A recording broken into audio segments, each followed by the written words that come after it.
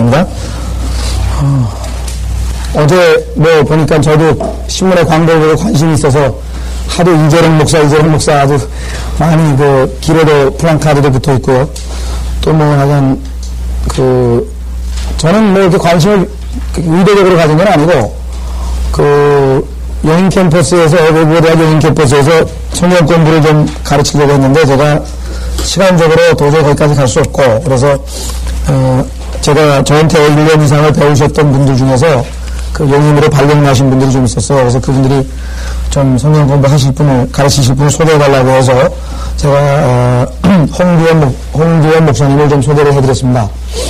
그랬더니 그분들이 아마 너무 멀리 점심시간에 1시간 성경 가르치러 너무 멀리서 시간을 2시간 반, 2시간은 5시간이나 소비를 하면서 오셔야 되는데 참 너무 저기에서 좀 미안하고 그렇다고 그래서 킹덤 성경을 쓰는 킹덤 성경을 가지고 성경을 가르치는 이유 하나만으로도 충분히 갈 가치가 있으니까 너무 그렇게 부담스러워하지 말라고 이렇게 얘기가 돼서 갔습니다. 근데 그때 보니까 거기에 있는 교수 하나가 너무 멀리서 오시는데 우리가 그냥 자체로 해보겠다. 근데 가르치려고 했던 사람이 누구냐면 만민중앙교회를 다닌대요. 그 교수가. 그래서 나는 뭐 하도 이름이 많이 붙어있길래 유명한 웬만큼 그런 교회인가 보다 그랬는데 어제 MBC에서 PD 수첩을 한다 그래서 사이비 종교에 고발이 됐더라고요. 그래서 봤더니 지난번에 JMS하고 본 거하고 똑같더라고요. 이게 그냥 완전히 사교 집단인데, 아이고, 난 그걸 보면서 6만 5천 명이 그 교회를 다닌다는데, 참 이거, 답답하면서, 안타까우면서 참, 마음이 여간 불편한 게 아니더라고요. 저렇게 많은 사람들이 왜 저기 가가지고, 그런 거짓, 가짜죠. 거짓, 목자도 아니고 뭐라고 해야 되는지 모르겠어요. 그러니까 목자님 하면서 우리 목자님 하니 김일성 창가 부르듯이 목자 창가도 있고요. 없는 게 없어요. 그리고 하늘에서 금가루를 목자 생일에 하나님이 뿌려주는 거를 방송, 사람들에게 보여주고 그런, 쇼도, 시대에 그런 쇼도 없는데, 아이고, 거기 있는 사람들이, 그러다가 난입을 해가지고 방송이 중단되는 난리가 났었어요, 어제. 그래서 방송이 아예 중간에 끊겨버리고 그런 사건이 있었죠. 예. 모르겠어요. 오늘 또 한답니다. 그냥 한번 몇 시 하는지 잘 모르겠어서 한번 가서 다시 한번 보려고 하는데 관심 있는 분들 한번 보세요. 그래서 이 시대가 보면 이 영적인 것은 성령께서 인도하시는 그쪽하고 악한 영에 의해서 미혹된 거하고 좀 거리가 너무 멀어져가지고 사람들은 그냥 뭉뚱그려서 기독교 하지만 참 안타까운 마음이 있었습니다. 그리고 누구죠? 우리 김성재 형제는 오늘 어제 연락을 제가 받았는데 김성재 형제의 여동생이 의정부에 있는 데아윌 버튼이라고 잭 카일스 목사 교회에서 파송한 선교사가 세운 게 아니라 선교사가 이렇게 캐나다 선교사가 가면서 막 바꿨는데요. 킹제임스 성경을 쓰는 교회를 의정부에서 하고 있습니다. 그 부인은 한국 여자고요. 킹제임스 성경을 정확하게 받아들이는 분들이고 세대주의적인 교리도 받아들이는 분들입니다. 그래서 비교적 건전한 그룹인데 이 연세대학교 어학당에서 이제 우리나라에 선교사를 왔기 때문에 한국말을 배웁니다. 그래서 그 교회에서 아마 좀 문제가 생겼던 모양이에요. 새로 온 사람들 중에서 왜 NIV는 왜 안 되느냐 아마 이런 얘기들을 좀 했던 모양이에요. 그래서 선교사가 수요일 날마다 성경의 역사 또 성경을 왜 킹제임스 성경이 옳은가 그런 문제로 아마 특강을 이렇게 할 모양입니다. 그래서 원래는 거기 설교를 통역하는 중학교 영어 선생이 계신데 그분이 아마 시간이 안 돼서 그런지 김성종 저에게 부탁을 했다고 그래서 거기 가서 아마 통역을 해줘야 될 것 같다고 얘기를 합니다. 그래서 모르겠어요. 오늘 가보면 알겠는데 매주 수요일마다 하면은 자기가 교회 가야 되기 때문에 안 되고 이번 주 특별히 그분이 사정이 생겨서 못 나오면은 도와주는 걸로 그렇게 얘기를 했는데 모르겠습니다. 만약에 한 2, 3주 더 도와줘야 될 일이 생길는지는 잘 모르겠고요. 그래서 가서 킹제임스 성경이 옳다는 것을 가르쳐주는 그런 일인데 당연히 좀 가서 하라고 할 사람이 없는데 또 특별히 선교사께서 부탁을 하시는 거니까 연락이 왔었습니다. 그래서 그렇게 알고 계시고 그 교회가 뭐 교리적으로나 이런 것으로는 아직은 뭐 이렇게 뚜렷하게 저기는 아니에요. 다만 흰개임 성경을 쓰고 기본적으로 복음을 전하고 또 우리가 잘 아는 전천년 재림을 비롯해서 기본적인 교리들은 받아들이는 그 정도의 교회인 것 같습니다. 그렇게 하시고요. 예, 오늘 저희는 이사야서 31장으로 가겠습니다. 이사야서 31장입니다. 예. 자, 이사야 31장. 도움을 청하러 이집트에 내려가는 자들에게 화하라. 말들을 의지하고 병거들을 의뢰하나니, 이 의뢰한다고 하는 단어도 이 다른 곳에서는 신뢰를 번역을 했었습니다. 그래서 신뢰, 의뢰 뭐 두 개를 번역해야 될 이유가 없죠. 그냥 trust in 그러면 그냥 신뢰 하나로 통일시켜버리면 좋겠습니다. 그래서 다른 데는 신뢰라고 되어 있는 부분도 있으니까요. 자, 병거들을 신뢰하나니 이는 그것들이 많이 있습니다. 또 기병들을 의뢰하니 그렇죠? 자, 여기서 지금 기병들을 의뢰한다고 하는 단어. 앞부분은 저 stay하는 의뢰를 놔두고요. 그 밑에. 자, stay하는 그냥 놔두고 의뢰로요. 기병들을 의뢰한다고 할 때 그거는 신뢰로 고치면 되겠습니다. 이는 그들이 매우 강함이라. 그러나 그들은 이스라엘의 거룩한 분을 바라보지 아니하며 주를 찾지도 않는도다. 성경에서 아시다시피 이집트는 항상 세상을 예표하고 있습니다. 그래서 우리는 세상에 도움을 청하는 것이 아니라 주님께 도움을 청하고 주님을 의뢰해야 하는데도 불구하고 이스라엘 백성들이 이집트로 도움을 청하러 내려가게 됩니다. 여기에 대해서 하나님께서 그들에게 아주 화가 있을 것이라고 예언을 하고 있는 장면입니다. 신명기에 보면 심지어 이집트에 말을 구하러 가지 말라 그랬죠. 이집트에서 말을 사오지 말라, 구하러 오지 말라고 얘기했고, 실제적으로 이집트에 도움을 구하러 가는 구체적인 역사적 사건은 바로 여러분 잘 아시는 느부갓네살이, 즉 바벨론의 느부갓네살들이 침략을 했을 때 하나님께서는 뭐 70년간 그들에게 포로로 잡혀가서 징계를 받는 것이 하나님의 뜻인데 이들이 이집트에 도움을 청하게 됩니다. 이집트로 가지 말라고 구체적인 내용은 예레미야서 42장에 나와 있습니다. 예레미야서 42장을 보시면 실제적으로 하나님께서 이집트로 내려가지 말라라고 말씀하고 있습니다.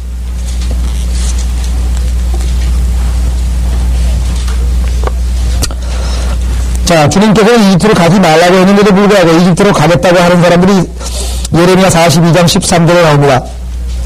예레미야 42장 13절에 그러나 만일 너희가 말하기를 우리가 이 땅에 거하지 아니하리라 하거나 주 너희 하나님의 음성에 복종하지 아니하고 말하기를 아니하리라.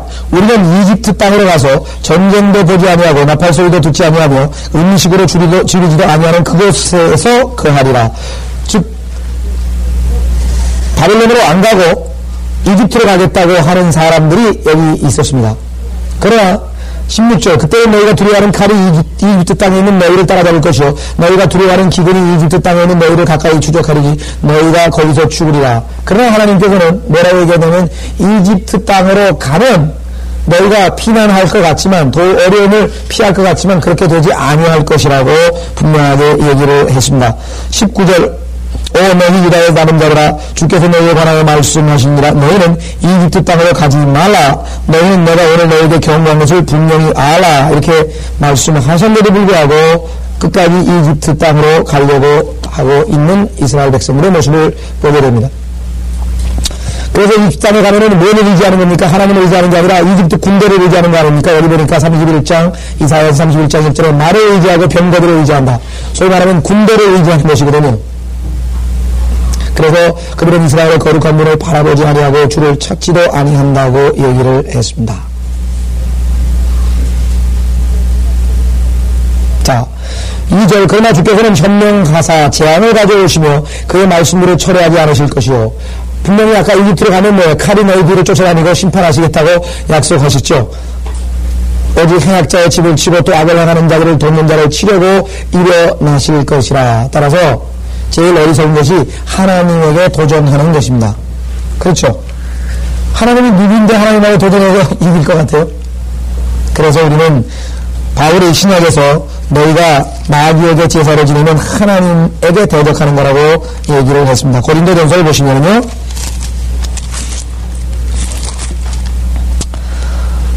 고린도전서 10장에 보면 바울이 아주 강력하게 이렇게 이야기를 합니다. 고린도전서 10장 22절 그렇다면 우리가 주를 질투하시게 하겠느냐. 주님은 주님 것이기 때문에 우리가 그렇죠. 여러분들 중에서 여러분이 가지고 있는 걸 자기 건데 남이 와서 뺏어가려고 그러면 가만히 있는 사람이 있어요? 너무 맘씨가 돼서 다 가져가라 그래요? 하나님께서 분명히 자기의 것인데 그 빚값으로 산 자들이 엉뚱하게 주님이 아닌 다른 것, 마귀를 섬긴다거나 돈을 섬긴다거나 부모를 섬긴다거나 하나님보다 더 먼저 뭔가를 마음에 두면 주님께서 질투하신다. 그래서 뭐라고 얘기하냐면 우리가 주보다 강하냐. 하나님이 제일 강하신 분이죠. 그래서 제일 강하신 하나님을 의지하지 아니하고 군대를 의지하고 있는 자들에 대해서 하나님께서 이렇게 말씀하십니다. 3절 이집트인들은 사람이다 이게요. 사람은 어떤 사람인가 성경에 보니까 코 호흡이 있는 사람. 그럼 뭐 코만 막으면 죽는 게 인간이다. 얼마나 간단해요. 사람 죽이는 방법도 간단하잖아요. 여기 숨 막으면 되잖아요. 입에다가 물 적셔가지고 코만 딱 막아놓으면은 한 2-3분이나 가나요? 죽잖아요, 금방. 그래서 코를 딱 막고. 코 호흡이 있는 인간을 의지해서 뭐하냐고. 이렇게 쉽게 죽는 인간인데, 그래서 이집트인들은 사람이라 이거예요. 사람을 뭐하러 의지하냐, 내가. 하나님이 아니라 이거예요. 사람은 육체죠, 육체? 하나님은 뭐예요? 영이시다 이거예요. 영이시다 이거예요. 그들의 말들은 육체요, 영이 아니라, 그들의 말은 육체가 육체. 그래서 뭐예요? 칼로 비면은 금방 무너지죠?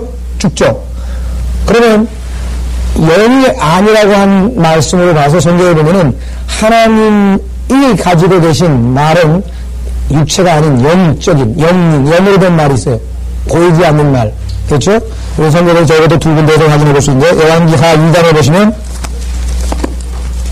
이집트의 말들은 칼에 찔려 죽는 말이고, 칼에 찔려 죽지 않고, 영적인 말이 있습니다. 영적인 말. 열왕기하 2장.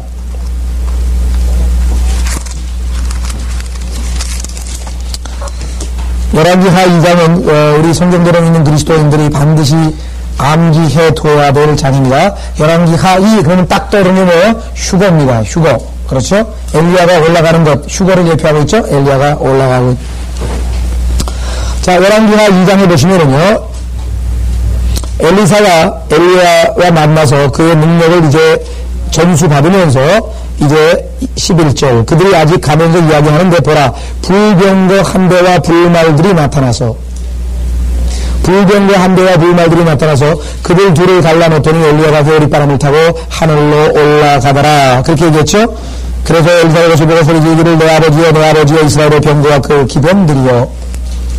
셋째 하늘로 엘리야를 태워서 올라간 그러한 뭐예요? 보이지 않는 영적인 spiritual horse가 말이 있다. 영적인 말이 있다는 것이죠. 역시 열왕기하 6장으로 가보시면요. 열왕기하 6장.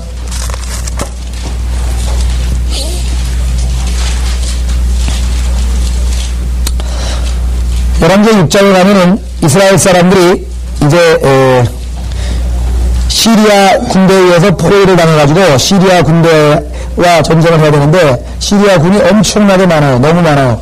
그래서 지금 두려워하고 있습니다. 특히 엘리사의 종이 두려워하고 있는데 엘리사가 이렇게 이야기를 합니다. 보십시오. 6장 14절. 그러므로 그가 말들과 병거들과 큰 군대를 그리고 보내니 그들이 밤에 가서 그 성읍을 에워싸니라. 이스라엘 예루살렘이 포위를 당했군요. 하나님의 사람의 종이 일찍 일어나 나가니 보라, 군대가 말들과 병거들로 성읍을 에워싼지라. 그가 엘리사에게 말하기를 내 주인이 우리가 어찌하리이까 하자. 그가 대답하기를 두려워 말라. 엘리사는 왜 영적인 눈을 가지고 영적인 말들을 보고 있습니다. 이는 우리가 함께하는 자들이 그들과 함께하는 자들보다 많기 때문이라 하더라. 그때 엘리사가 기도하여 말하기를 주여 내가 청하오니 주의 그의 눈을 여시오 그로 보게 하소서 하니 주께서 그 청년의 눈을 여시오 그가 보니 보라 엘리사를 에워싼 말들과 불병거들이 산을 가득 채웠더라. 말들, 보이지 않는 말들, 보이지 않는 것이 리얼하지 않느냐 그렇지 않습니다.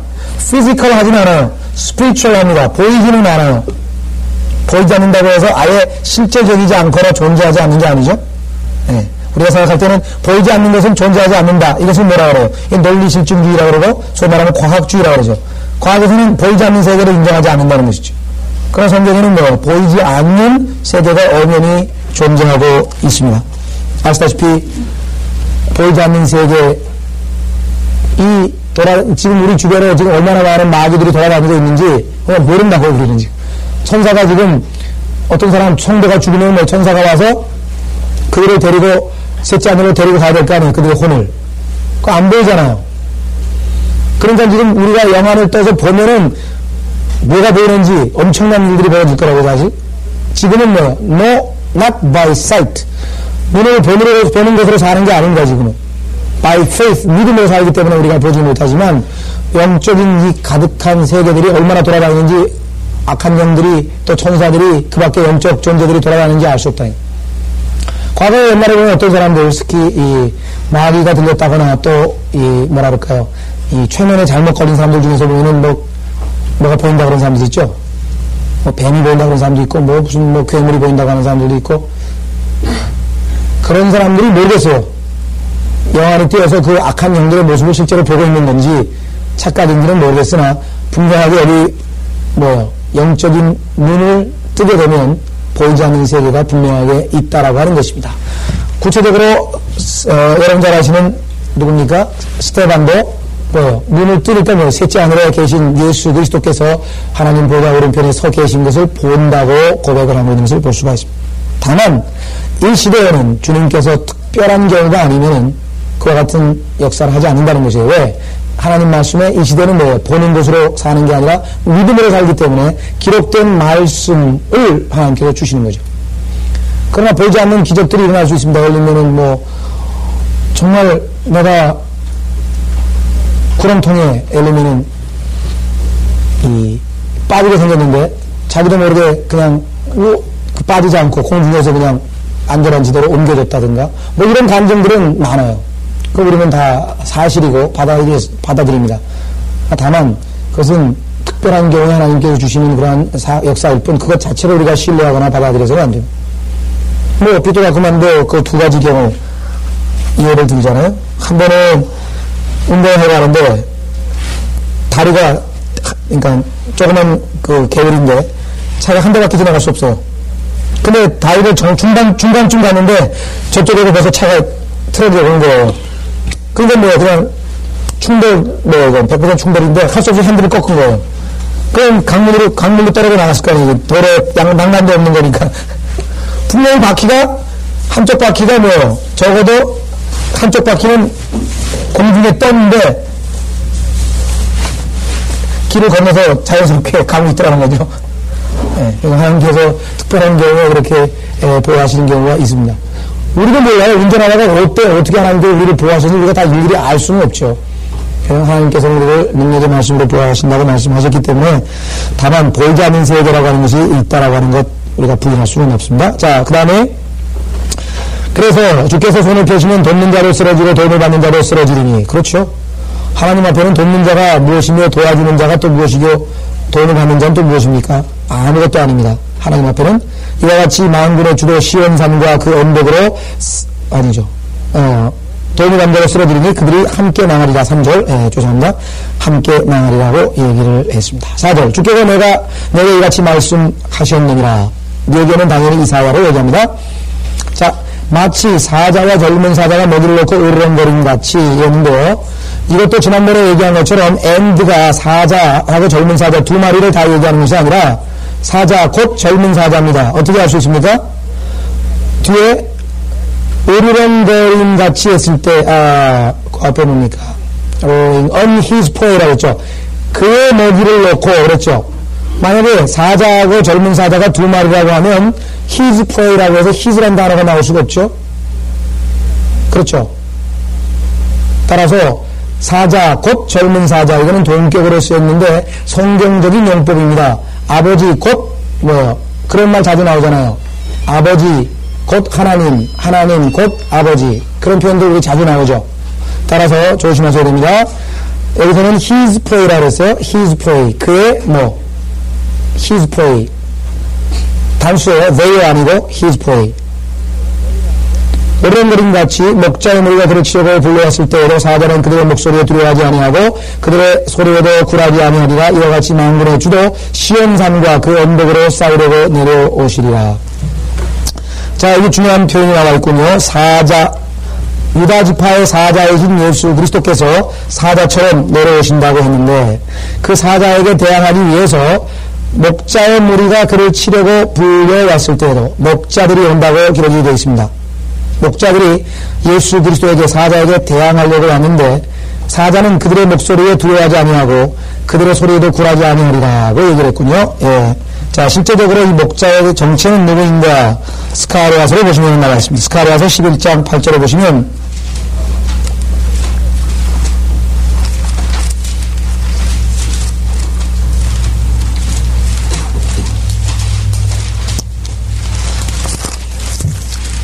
스가랴서 11장 8절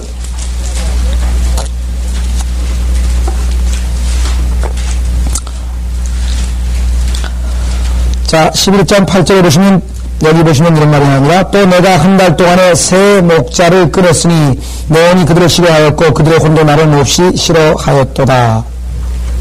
세 명의 목자를 끊어버리셨다고 성경에 기록을 해 놓았죠? 예. 자, 이 세 명의 목자라고 하는 것은 어디에 나오냐면요. 다니엘서 7장에 가면요. 다니엘서 7장에 가면은, 우선 이 스가랴서를 접어보십시오. 스가랴서 11장 우상 목자를 우리 한번 다시 살펴보겠습니다. 다니엘서를 보시면 7장에 뿔 3개가 나옵니다. 다니엘서 7장 8절 적그리스도 휘하에 있는 10뿔 중에서 뿔 3개가 뿌리째 뽑힌 사건이 나옵니다. 다니엘서 7장 8절 내가 그 뿔들을 살펴보았더니 보라 그것들 가운데서 또 다른 작은 뿔이 나오더니 먼저 나온 뿔 3개가 그 앞에서 뿌리채 뽑혔더라. 또 보라 이 뿔에는 사람의 눈 같은 것이 있고 또 큰 일들을 말하는 입이 있더라. 그래서 스가랴서 11장 8절에 나와 있는 그 목자와 다니엘서 7장에 나와 있는 3개의 뿔이 일치하고 있습니다. 뿐만 아니라 스가랴서 12장에 보시면 우상 목자라고 하는 사람이 나옵니다. 17절. 스가랴서 12장 17절에, 11장 17절에 보시면 양떼를 버려둔 우상 목자에게 화 있으리라. 칼이 그의 팔과 그의 오른팔에 나르니 그의 팔은 바싹 마르고 그의 오른눈은 완전히 어둡게 되리라. 여기서 보시면 우상 목자에게 화 있으리라. 우상 목자라고 하는 표현이 나오죠. 이와 같이 예수 그리스도 유다 지파의 사자이신 예수 그리스도께서 지상에 강림하실 때 이 지상에는 목자들이라고 불리우는 소위 스스로를 목자라고 하는 자들이 예수 그리스도를 대항하려고 달려듭니다. 그때 예수 그리스도께서 그들을 치신다고 성경은 기록하고 있죠. 예. 자, 이 우상 목자는 여러분 잘 아시는 것처럼 13절에 나와 있는 것처럼 스가랴서 12장 13절에 나와 있는 것처럼 유다 이스카리옷입니다. 유다 이스카리옷이죠. 보시면 주께서 내게 말씀하시되 그것을 토기장에게 던지라. 그들이 나를 먹인 좋은 값이라 하시기에 내가 은 30개를 취하여 주의 집에 있는 토기장에게 던졌다라고 얘기되어 있습니다. 즉 유다 이스카리옷에 해당되는 인물이라고 하는 것을 우리가 확인해 볼 수가 있습니다. 자, 다시 이사야서로 오시면 이사야서 31장에서 보시면 사자는 그들의 목소리에 두려워하지 아니하고 그들의 소리에도 굴하지 아니하리라. 이와 같이 만군의 주도 시온산과 그 언덕으로 싸우려고 내려오시리라. 내려오시는데 어떻게 내려오십니까? 5절 새가 나는 것 같이 만군의 주도 그렇게 예루살렘을 보호하실 것이라. 보호하면서 그것을 구해주실 것이며 건너와서 그것을 지키시리라. 지킨다는 단어 지난번에 preserve 보존하시리라고 고쳤죠. 우리가 지키시리라 보존하시리라. 자, come down이라고 했습니다. 4절에 주님께서 내려오십니다. 어디에서 내려오십니까? 하늘에서. 그렇죠? 예수 그리스도께서 하늘에서 흰 말을 타고 내려오십니다. 그렇죠? 예. 계시록 19장에 보면 예수님께서 백마를 타고 내려오시는데 사실 이 내려오시는 사건은 누가복음 4장을 보시면 마귀가 예수 그리스도를 유혹하는 장면에 역시 언급되어 있는 구절입니다. 누가복음 4장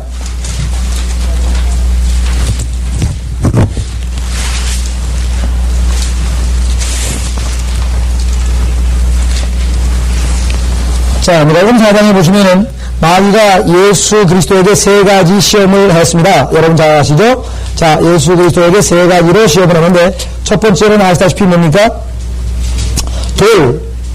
돌을 빵이 되게 한 것이에요. 그렇죠? 근데 실제적으로 돌이 빵이 되게 하는 기적은 언제 베푸시냐면 예수 그리스도께서 환란 때 광야에서 성경에는 헤일스톤이라고 했어요. 헤일스톤. 우박을 성경에서는 헤일스톤이라는 돌입니다. 돌. 그 우박이 지상에 내렸는데 그것이 보니까 뭐예요? 만나같이 되는 것이죠. 그래서 실제적으로 예수 그리스도께서 환난 때에 일으키실 기적입니다. 그러니까 마귀는 예수님께서 꼭 하셔야만 될 일을 가지고 시험을 했는데 문제는 뭐예요? 언제? 초림 때 하실 일이 아니고 재림 때 하실 일이죠. 우리가 이거 조심하셔야 됩니다. 마귀가 얼마만큼 교묘하냐면 예수 그리스도께서 해야 될 일입니다. 그렇죠? 마땅히 하셔야 될 일이지만 초림 때 왜요? 예수님은 십자가를 지어 오신 것이에요. 그렇죠? 구속을 당하러 오신 것이에요. 재림 때 영광을 받으실 것이에요. 십자가를 지시고 난 후에 받으셔야 될 영광을 미리 지금 여기서 하라고 얘기를 하는 것입니다. 이 유혹은 여러분과 저하고도 동일하게 적용됩니다. 그리스도인들에게도 마귀가 유혹하는 것은 무엇입니까? 이 시대에 영광을 받으라고 하는 것이죠. 이 시대에 왕 노릇을 하라고 하는 것이죠. 아니죠. 이 시대는 우리가 십자가를 지고 가는 그러한 시대입니다. 교회 시대. 주님 오실 때 우리가 영광을 받는 것이죠. 예수님도 똑같은 유혹을 한 거예요. 우리에게도 마찬가지입니다. 이 시대에 우리가 높임을 받고 이 시대의 사람들로부터 인정을 받고 그것 아닙니다. 그건 세상과 친구 되기 전에는 그렇게 될 수가 없습니다. 자, 여기 보시면은요. 그래서 여러분 잘 아는 계시록 12장에 나와 있죠. 한때, 두때, 반때, 그건 뭐예요? 부양한다 그랬죠. 즉 이스라엘 백성들을 하나님께서 하늘에서 어떤 방식으로 부양하느냐? 그것은 출애굽기 때 만나로 부양하신 것과 동일한 방법입니다. 그것이 바로 뭐예요? 돌을 빵으로 만드는 기적입니다. 하늘에 내려온 헤일스톤이죠. 예, 돌이 빵으로 되는 기적입니다. 두 번째는 5절과 6절에 보시면은 누가복음 4장에서 마귀가 주를 높은 산으로 데리고 가서 잠깐 동안에 하늘에 세상의 모든 나라들을 보여주더라. 그리고 마귀가 주께 말하기를 내가 이 모든 권세와 그것들의 영광을 너에게 주리라. 그것이 나에게 넘겨졌으므로 내가 원하는 자에게 줄 수 있느니라. 여기 보시면 뭐라고 했습니까? Kingdoms of the world. 세상의 왕족들을 예수님은 뭐예요? 재림 때 유업으로 받으시게 됩니다. 초림 때 미리 지금 영광을 받으라고 한 거예요. 자, 계시록 11장으로 가보시면 결국 마귀는 예수 그리스도께서 하셔야 될 일을 때를 잘못 선택해서 요구한 것입니다. 계시록 11장 똑같은 단어가 나오죠. 15절 계시록 11장 15절 그 후에 일곱째 천사가 나팔을 부니 하늘에서 큰 음성들이 있어 말하기를 똑같은 단어 이 세상의 나라들이 똑같죠? Kingdoms of the world 이 세상의 나라들이 우리 주와 그의 그리스도의 왕국들이 되어서 그분이 영원 무궁토록 통치하시리라. 자, 세 번째 마귀의 유혹은 무엇인가 보세요. 오늘 이사야서와 관련되어 있는 것은 세 번째입니다. 이사야서에서 하나님께서 하늘에서 come down 내려오시는데 어떻게 새가 나시듯이 새가 날아가듯이 날아와서 예루살렘을 보호하신다고 했는데 그 유혹은 그것은 재림 때 이루어질 일인데 초림 때 요구했습니다. 마귀가 한번 보십시오. 9절 그러자 그가 주를 예루살렘으로 데리고 가서 성전 꼭대기에 세우고 주께 말하기를 만일 내가 하나님의 아들이면 여기서 뛰어내려 보라. 기록되기를 그가 너를 위하여 자기 천사들에게 명하여서 너를 지키게 하시리라. 이렇게. 자, 그러니까 예수 그리스도께서 하늘로부터 뛰어내려서 지상으로 강림하시는 것은 언제? 재림 때입니다. 자, 오늘 이사야서 31장에 보시면은 예수님께서 하셔야 될 일인 것은 분명합니다.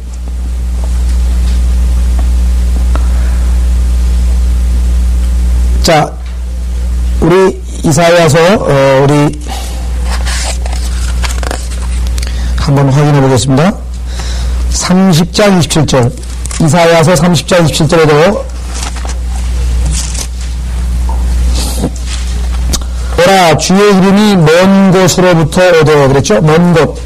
저 멀리 셋째 하늘로부터 옵니다. 주님께서 먼 곳에서부터 온다고 얘기했고 그 다음에 지금 31장 4절에 싸우려고 내려오신다. come down 내려오신다고 말이 되어 있고 그 다음에 5절에 뭐예요? 새가 나는 것 같이 그렇게 얘기했죠?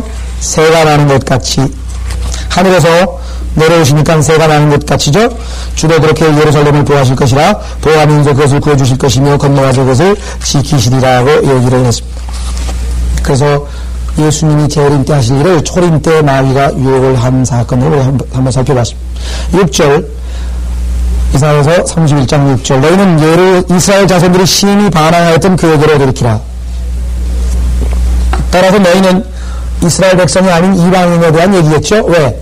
너희는 이스라엘이 아닌 것은 그 뒤에 나와 있잖아요. 이스라엘 자손들이 심히 반항하였던 그분 하나님께로 뭐야 이제 돌이키라. 누가? 너희 이방인들을 얘기하는 것이겠죠. 증거는 어디 있어요? 7절에 우상 숭배를 하던 이방인들입니다. 그날에 모든 사람이 너희 자신의 손으로 너희에게 만들어서 죄가 되게 한 은으로 만든 자기의 우상들과 금으로 만든 자기의 우상들을 던져버릴 것이니라. 적그리스도의 형상, 여러분 잘 아는 적그리스도의 형상에다가 경배를 하고 절을 하던 뭐예요? 이방인들이 전부 다 누구에게로 돌이킵니까? 예, 주님께로 돌이킵니다. 그래서 6절과 7절은 이방인에 대한 얘기입니다. 8절 적그리스도가 이제 심판받습니다. 그때 아시리아인이 칼에 쓰러질 것이니, 아시리아인은 우리가 이사야서 10장 10절에도 봤고 10장 5절에도 봤고 성경 곳곳에서 즉 님롯이 최초의 아시리아인이었죠.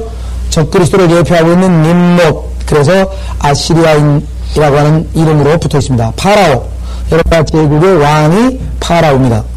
그러니까 거기서 증거 구절에 우리가 파라오가 뭐라 그래요? 우리 백성보다 이스라엘 백성들이 숫자가 너무 늘어나기 때문에 걱정이 되어가지고 점점 더 악하게 더 지독한 노로 부려먹었지 않습니까? 이집트 사람이었다면은 이집트 사람보다 유대인이 더 많을 리가 없죠. 우리라고 한 것은 뭐예요? 이방인이 다시 말하면 아시리아 제국이 이집트를 지배하고 있었기 때문에 아시리아 사람들보다 유대인들이 더 늘어나고 있다는 얘기죠. 그래서 파라오가 아시리아이라고 하는 것은 예레미야서에서 우리가 살펴본 바가 있습니다. 자, 여기서는 칼에 초점을 맞춰보십시다. 아시리아의 칼에 쓰여질 것이니 용사의 칼이 아니며 보통 사람의 것이 아닌 칼이 그를 삼키리니. 평범한 칼이 아니에요. 무슨 칼입니까? 여러분 잘 아시는 하나님의 입술에서 나오는 말씀의 칼입니다. 계시록 19장 15절. 계시록 19장 15절에 보시면 그의 입에서는 예리한 칼이 나와서 그것으로 민족들을 칠 것이요 또 철장으로 그들을 다스릴 것이며. 자, 그의 입에서 예리한 칼이 나옵니다. 그렇죠? 예. 그런데 이 칼은 우리가 얘기하는 뭐예요? 그런 칼이 아닙니다. 영적인 칼이에요. 영적인 칼. 그래서 뭐라고 기록되어 있어요? 이사야서 30장 27절에 보시면, 이사야 30장 21절에 보시면 이렇게 기록이 되어 있습니다. 보라, 주의 이름이 먼 곳으로부터 오되 그의 모함으로 불타고 그의 말씀은 엄중하며, 말씀인데요, 그의 입술은 분노로 가득하시며 그의 혀는 뭐라 했습니까? 삼키는 불 같고 그의 호흡은 넘쳐 흐르는 시내같이. 자, 혀가 불 같다 그랬어요. 주님의 입에서 하나님의 말씀이 나오는데 그것은 순식간에 뭐예요? 불처럼 번져서 그 사람을 뭐예요? 태워버립니다. 그것이 데살로니가 후서 2장에 나와 있습니다.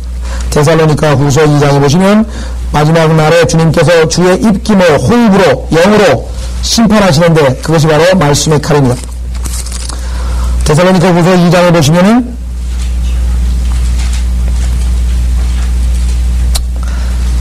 8절, 데살로니가 후서 2장 8절 이렇게 기록되어 있죠. 그리고 나서 그 불법자가 나타나니 주께서 그를 자기 입에서 나오는 뭐예요? 영이잖아요, 영. 그러니까 주님의 입에서 나오는 칼은 우리가 보는 그런 칼이 아니라 영입니다, 영. 자기 입에서 나오는 영으로 소멸하시고 그의 찬란한 오심으로 제거하시리라 그랬죠? 그런데 그 영은 순식간에 뭐예요? 불타오른다게 불길로 변해서 태워버리는 것이죠. 불길로 태워버리는 것입니다. 그래서 스가랴서 14장을 보시면 그 열이 얼마나 뜨거운지 사람이 그냥 녹아버려요. 사람이 그냥 녹아버립니다. 여러분들 히로시마에 떨어진 원폭 피해자들의 원폭을 지켜본 목격자들에 의하면 사람들이 다 뭐예요? 서 있으면 녹아버려요. 서서. 그 온도가 막 수천 배의 그 열이 발생하기 때문에 그냥 순식간에 사람이 다 녹아버리는. 주님의 입에서 나오는 그 말씀의 칼의 불도 마찬가지입니다. 12절. 스가랴서 14장 12절. 주께서 예루살렘을 대적하여 쌓인 모든 백성을 치실 재앙이 이러하리니. 주님이 치실 재앙이에요. 아마겟돈 전쟁에서 치실 재앙이 그들이 서 있을 때 그들의 살이 녹아 없어질 것이요 그들의 눈이 그 구멍 속에서 녹아 없어질 것이요 그들의 혀가 그 입에서 녹아 없어질 것이라. 얼마나 뜨거우냐면 그냥 녹아버린다, 녹아버려. 자, 다시 이사야서 보시면요.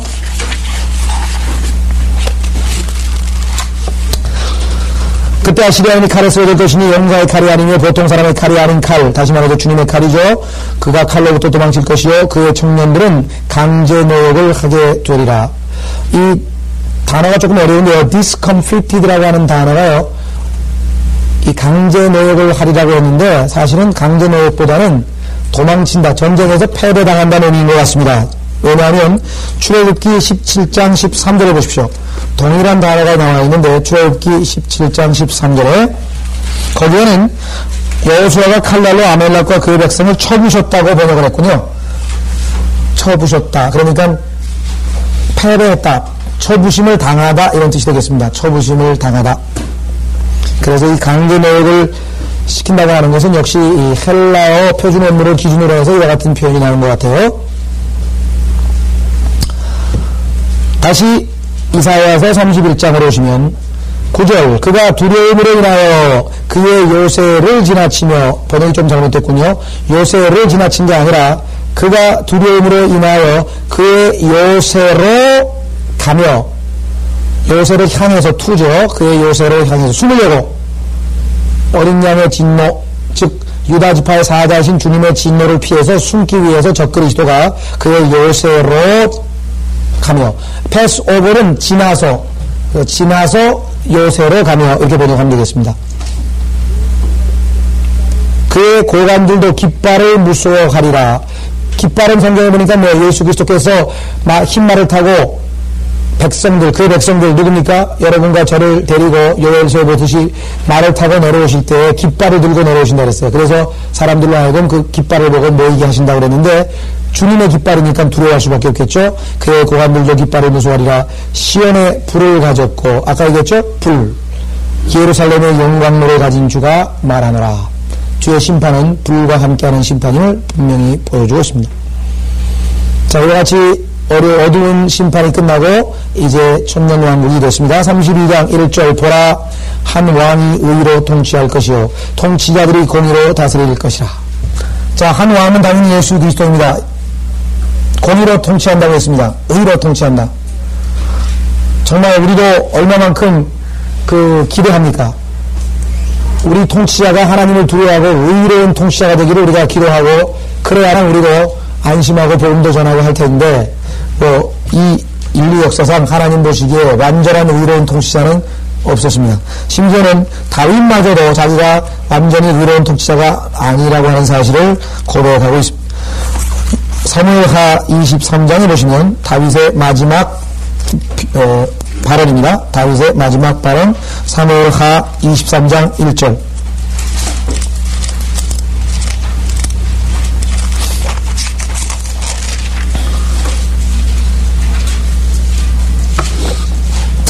사무엘하 23장 1절에 이것이 다윗의 마지막 말이라. 이새의 아들 다윗이 말하기를, 높이 올려진 사람이요 야곱의 하나님의 기름 부은 받은 이며 이스라엘의 아름다운 시인이 말하였도다. 주의 영이 나를 통하여 말씀하셨으니 그의 말씀이 내 혀에 있었도다. 이스라엘 하나님께서 말씀하셨으며 이스라엘의 반석께서 내게 이르시기를, 뭐라고 해서 사람을 다스리는 자는 공의로워야 하며 하나님을 두려움으로 다스려야 하는도다. 그런데 그렇게 다스린 사람이 역사상 아무도 없습니다. 왜? 심지어는 다윗마저도 이렇게 고백을 하고 있지 않습니까? 5절 보세요. 다윗이 비록 내 집이 하나님과 더불어 그렇지 아니할지라도, 그 얘기는 뭐예요? 내 집, 다윗도 하나님 앞에 그렇게 올바로 통치를 못했다 이 말이죠. 비록 내 집이 하나님 앞에 그리하지 않을지라도, 다윗 자신도 스스로 고백하고 있습니다. 그럼에도 불구하고 하나님께서 나와 더불어 영원한 언약을 맺으셨으니, 그 영원한 언약은 누굴 통해서 성취됩니까? 예수 그리스도, 다윗의 아들이신 예수 그리스도를 통해서 성취됩니다.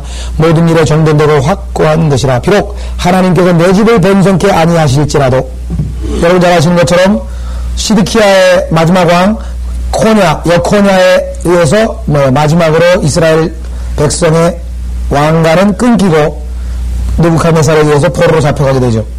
그러니까 다윗은 의로운 통치를 못했고 그 왕국은 중간에 여기 나와 있는 것처럼 번성케 하지 아니하실지라도, 이것이 나의 모든 구원이요 나의 모든 영혼이라. 이것은 하나님의 영원한 언약, 즉 하나님께서 3절에 나와 있는 것처럼 사람을 다스리는 자는 공의로워야 하며 누구? 예수 그리스도. 하나님을 두려워하며 다스려야 합니다. 예수 그리스도. 즉 예수 그리스도를 보내셔서 이 땅을 의로 통치하신다 이 말씀입니다. 그것이 이사야서 32장 1절에서 성취되는 것이에요. 이사야서 32장 1절에서 우리가 성취되는 것을 확인해 볼 수가 있습니다. 보라, 한 왕이 의로 통치할 것이요 통치자들이 공의로 다스릴 것이라. 이 통치자는 바로 누굽니까? 여러분과 제가 될 가능성이 많다. 확실하게 모르죠. 디모데후서 2장. 우리가 예수 그리스도와 함께 고난을 참으면 다스린다고 했다. 조건부. 디모데후서 2장 12절. 우리가 참으면 우리도 그와 함께 다스릴 것이요 우리가 그를 부인하면 그도 우리를 부인할 것이라. 우리가 주님과 함께 왕노릇 하는 것은 고난이라고 하는 것, 십자가라고 하는 것이 전제되어 있습니다. 우리에게 주신 것을 우리가 물리치지 아니하고 순종하고 가게 되면 우리에게도 왕노릇하는 그러한 특권이 우리에게 부여된다는 것이죠. 그래서 통치자들이 복수로 되어 있습니다. 한 왕이 의로 통치할 것이요 통치자들이 공의로 다스릴 것이라. 2절 사람은 바람을 피하는 것과 폭풍을 가리는 것 같이 될 것이요 마른 땅에 흐르는 강 같고 피곤한 땅에 있는 큰 바위의 그림자 같을 것이니라. 자, 32장 2절은 사람이라고 번역하면 안 되죠. 모든 사람이 다 그렇게 되느냐? 아니죠. 누구예요? 한 사람입니다. A man. 누구? 예수 그리스도가 A man. 한 사람입니다. 한 사람. 모든 사람이 다 이렇게 되는 게 아니고 한 사람이 바람을 피하는 것이 되시고 폭풍을 가리는 것이 될 것이고 마른 땅에 흐르는 강같이 되시고 피곤한 땅에 있는 큰 바위의 그림자 같을 것이니라. 금방 우리 찬송했잖아요. 메마른 땅에 나 거들지라도, 그죠? 예, 바로 이 얘기입니다. 피곤한 땅에 있는 큰 바위의 그림자 같을 것이라. 누구? 예수 그리스도. 따라서 사람이라고 번역하면 안 되고 한 분이 또는 한 사람이 그렇게 되실 것이라고 번역을 해야 되겠습니다. 예수님이 재림하시면 바로 그러한 구세주가 되십니다. 누구에게? 환난 동안에 그렇게 고통스러웠던 이스라엘 백성에게 그렇게 되겠죠? 1차적으로, 교리적으로. 그러나 오늘날 교회 시대에서 신앙생활하고 있는 우리에게도 얼마든지 적용할 수 있습니다. 자, 신앙생활할 때 우리에게는 뭐예요? wind, 바람이 있습니다. 바람. 그렇죠? 풍파, 인생의 풍파라고 하잖아요. 여러분 잘 아시는 것처럼 예수 그리스도께서 바람이 불어서 폭풍과 치는데 뭐 바다 위를 걸어오시고 계신데 예수 그리스도의 재림이죠. 그래서 실제적으로 인생은 살면서 윈드, 바람이, 풍파가 있을 수밖에 없습니다. 항상 잔잔한 물결에 항해하는 것은 아니죠. 항상 풍파가 있게 마련입니다. 더더군다나 에베소에 보면 교리의 풍파가 있어요. 잘못된 교리들을 성경에서 바람이라고 표현되어 있어요. 윈드라고 하는데 윈드. 이게 확고부동하게 진리를 하나 붙들고 있는 거하고요. 이 얘기 들으면 맞는 것 같고 저 얘기 들으면 맞는 것 같고 그때는 정말 사람이 얼마나 곤혹스러운지 몰라요. 그러니까 얼마나 괴롭겠어요. 여기 유명한 목사님 집회 가서 들어보니까 맞는 것 같고 또 그 다음에 가니 또 맞는 것 같고 여기 가니까 맞는 것 같고 여기는 구원이 보장된다고 해서 가보니까 맞는 것 같고 여기는 구원을 끝까지 지켜야 된다고 해서 들어보니까 또 맞는 것 같고 환난을 통과한다 그러니까 맞는 것 같고 환난을 통과 안 한다 그러니까 맞는 것 같고 여러분 이게 보통 곤욕스러운 일이 아니라 왜? 우리 자신이 확고부동하게 말씀에 자기 나름대로 붙들어 있지 않으니까 가보니까 논리를 전개해서 가만히 들어보니까 맞고 여러분들 의외로요 초신자 가운데 상당수가 여호와의 증인이라든가 이런데 안식교라든가 그대로 빨려 들어갑니다. 그 사람들이 가지고 와서 성경 가지고 몇 구절만 착착착착 해가지고 논리적연하게 딱 설명해 보면 그 분야만 딱 얘기하면 꼼짝없이 걸리는 거예요. 네? 여러분이 코끼리를 모르는 사람에게 코끼리를 설명하는데 한 사람이 가가지고 코끼리는 뭐라고 해요? 담벼락같이 생겼대요. 어떻게 하면 내가 만져봤다 내가 만져봤죠. 장님인데 어디만 만져본 거예요? 등짝만 만진 거지. 코끼리 등짝만 눈 감고 만져보니까 진짜 담벼락같이 생긴 거예요. 어떻게 넓은지. 아유 담벼락같이 생겼다. 근데 또 옆에 든 사람이 무슨 소리냐고 말이야. 나도 만져봤다고 말이야. 코끼리는 기둥같이 생겼다. 오히려 다리통만 만져보면 다리통만 붙은 거 예? 옆에 든 사람이 무슨 소리 나는 거야? 코끼리가 언제 그렇게 생겼어? 내가 만져보니까 뾰족하게, 예? 코끼리 그 상아만 만져보는 상아. 그래, 각자 자기가 만져본 분에 대해서 틀린 말이 아니죠. 맞는 말이죠. 그러니까 뭐예요? 맞는 얘기를 하니까 데리고 갔어요. 만져보라고 하니까 기둥을 딱 만져보니, 아, 맞구나. 맞아. 옆에 사람한테, 무슨 소리야? 이리 와봐. 여기 만져보니까, 이상한데? 담벼락 같이 생겼네. 죽을 지경이죠. 이게 보통 고통스러운 일이 아닙니다. 하나님의 경륜에서 창세기부터 계시록까지 전체적으로 숲을 봐야 되는데, 숲을 안 보고, 한 것만 봐가지고 딱 거기만 설명한다고. 어떤 사람이 한국에 와가지고 서울시를 구경을 했는데 강남을 안 보고 강북만 봤대. 강북만. 그래 가가지고 서울이 어떻게 생겼더라. 그러니까 지저분하고 좁고 그냥 어떤 사람은 강남만 보고 와가지고 야 대로도 그냥 쫙쫙 뚫렸고 대단하던데 똑같은 얘기라고요. 그러니까 성경도 우리가 대부분의 이단은 한 군데만 집중적으로 파는 거예요. 안식일 그러면 그거만 파는 그거만 가지고 얘기하는 거예요. 구원파는 뭐예요? 자나깨나 구원만 얘기하는 자나깨라고. 구원은 지금 뭐예요? 신앙의 첫 걸음이에요. 한 걸음 내딛었다고 말해요. 신앙은요, 뛰다가, 한 50m 뛰다가 자빠지면 거기서부터 다시 일어나서 가는 거지, 다시 좋아가지고 출발선에서 새 출발하는 게 아니라고. 근데 어떤 사람들은 자빠지면은 구원까지 잃어버린 줄 알고 다시 채출발하는 거예요. 복음 다시 전해가지고 다시 구원받는다. 이 교회 가니까 다시 구원받으라. 저 교회 가니까 다시 구원받으라.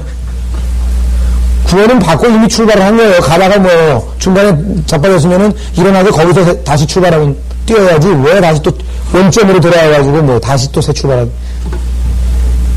지금 이 윈드라고 하는 바람인데요. 물론 여기서는 인생의 풍파가 더 영적으로 적용이 되겠습니다만은 교리적 풍파도 우리가 정말 피하지 않으면 사람이 고통스럽습니다. 그래서 바람을 피하는 하이딩 플레이스, 숨을 만한 곳, 인생 풍파를 피하려면 예수 그리스도께로 가면 됩니다. 그죠? 피곤하고 지치고 정말 인생의 풍파가 많은 사람은요, 위로받을 때는 위로의 하나님 한 분밖에 없어요. 어디 가서 위로 받겠습니까? 위로의 하나님. 한 데서 위로 못 받은 사람도요, 물 끓고 30분만 하나님하고 기도해보세요. 위로 안 받는 사람 봤나? 전부 다 위로가 넘친다. 자, 두 번째, 폭풍을 가리는 것 같이 될 것이요. 윈드 정도가 아니라요, 템페스트는요, 이건 정말 요즘에 토네이도, 이거는 정말 편지풍파가 그죠? 어마어마한 인생에서 정말 감당하기 어려운 그런 일들이 일어납니다. 갑자기 자식이 죽을 수도 있고요, 사업이 망할 수도 있고요, 하여간, 우리 주변에서 보시는 바와 같이 그런 일들이 비일비재하게 벌어질 수도 있습니다. 그것을 덮어주시는 분이, 그러니까 가리는 것이 바로 주님이시라고 합니다. 세 번째는요, rivers of waters라고 했네. 강이죠, 강. 강인데요, 어떤 강이냐? dry place. 마른 땅. 아까 나오죠, 메마른 땅. 인생을 살다 보면은 그야말로 dry place. 그래서 거기서 생수를 얻는 방법은. 여러분들 예수님 믿기 전에는 뭐가 재밌었어요? 젊은 사람들은 뭐가 재밌었는지 모르겠는데, 요즘에 젊은 사람들이 좋아하는 것, 음악, 그 다음에 운동, 그냥 요즘에 스포츠 저기 가면 그냥 막 난리 법석이잖아요? 예. 그 다음에 또 뭐가 있습니까? 약간 신나하는 거 있잖아요. 근데 예수 그리스도를 믿으면 그런 게 별로 안 기쁘다고요. 그게 별로 신통치가 않아. 예? 그 삭막한 인생을 살아갈 때 여기 나와 있는 것처럼 흐르는 강, 예수 그리스도 주님께서 내 안에서 기쁨을 부어주실 때 우리가 기뻐할 수 있죠. 예. 네 번째는 피곤한 땅에 있는 큰 바위의 그림자 같다. 아까도 말씀드렸지만 정말 쉴 곳, 덮어주는 것, 모든 것으로부터 우리를 방어해주고 보호해주는 그러한 분이 바로 예수 그리스도십니다. 그래서 우리는 얼마든지 영적으로도 적용할 수 있는 구절입니다. 예. 자, 5절까지 하겠습니다. 3절, 그는 보는 그들의 눈이 침침하지 아니할 것이요 듣는 그들의 귀가 경청하리라. 여러분 잘 아시는 것처럼 천년왕국이 되면 주님께서 뭐예요? 영적인 눈도 뜨게 해주고, 그 다음에 뭐예요? 소경의 눈도 뜨게 해주고, 주님께서 치료하시는 분, 그렇죠? 이사야서 53장에 나와 있는 것처럼 뭐예요? 그분이 고난을 당하심으로 우리가 치료를, 아움을 입었도다 하러 가는 그 말이 완전히 성취되는 때가 바로 천년왕국 때입니다. 그래서 육적으로, 영적으로 눈을 뜨게 되고, 그 다음에 귀머거리들도 듣게 되고, 그 다음에 뭐 하나님 말씀도 들리게 되고, 그렇죠? 우리 주변에는 주님께서 말씀하신 바대로 뭐예요? 귀가 있어도 못 듣고, 눈이 있어도 못 보는 사람들이 많이 있다고 했잖아요. 그죠?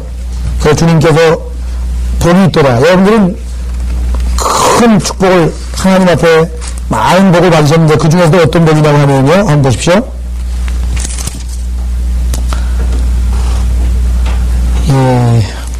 마태복음 보시면은요.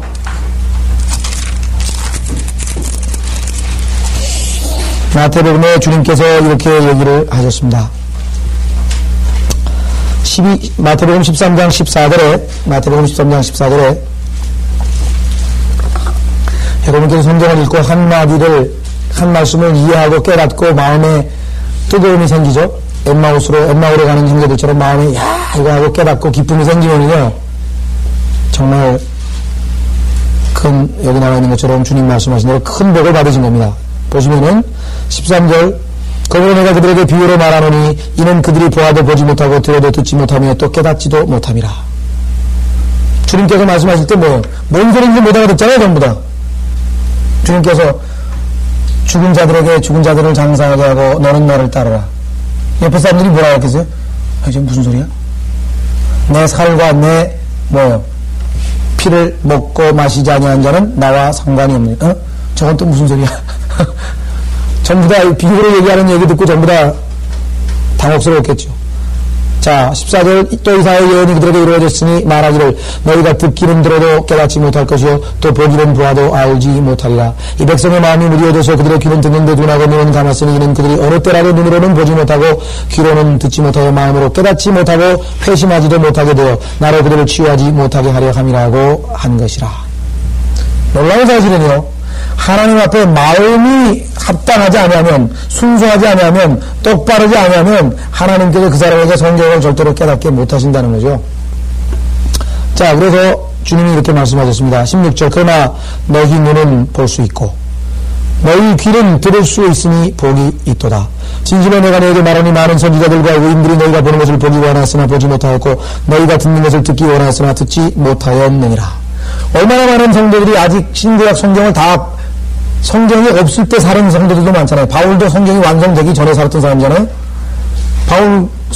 신약 성경이 없는 때 살았다, 바울은. 근데 우리는 신구약 성경을 다 가지고 읽고 싶을 때 아무 때나 읽고 마음대로 읽고 이런 축복의 때는 일찍이 없었습니다. 근데 사람들이 그 축복을 못 누리고 있어서 참 안타까운 것이죠. 여기 나와 있는 것처럼 너희는 너희 눈은 볼 수 있고 또 너희는 귀는 들을 수 있으니 복이 있도다라고 말씀하셨습니다.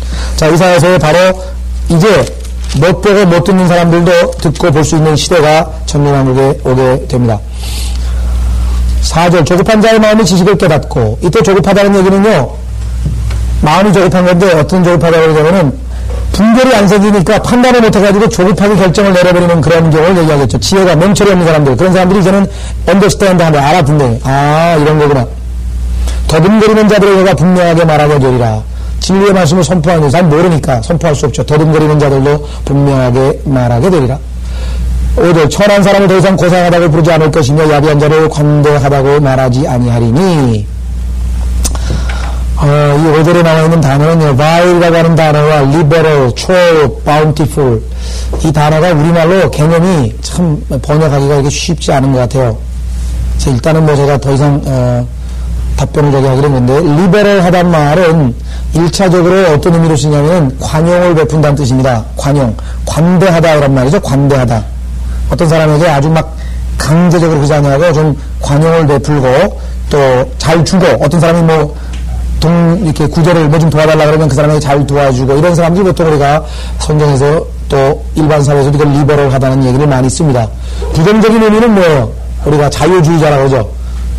관대하긴 관대한데 교리적으로 똑바로 되는데 그걸 자꾸 막 풀어줘가지고 느슨하게 풀어줄 경우에 우리가 리버럴 하다고 하는데요. 그 영어 표현이 조금 그렇습니다.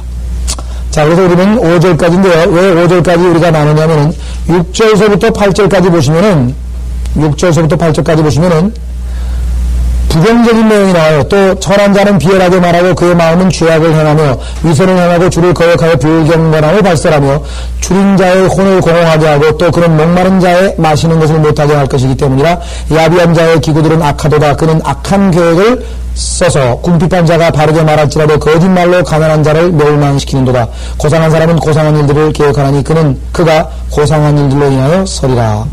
자, 여기서 지금 보시면 6절, 7절 두 구절은 부정적인 의미로 지금 쓰여 있죠.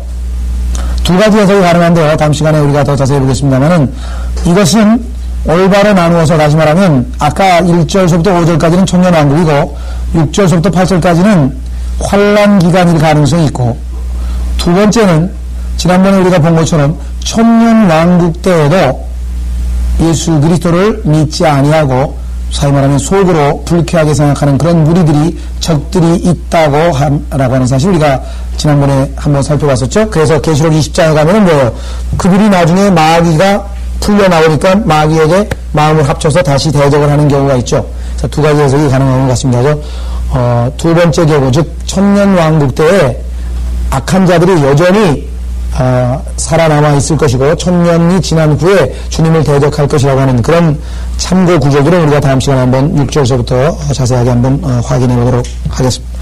오늘은 우리 이사야서 32장 5절까지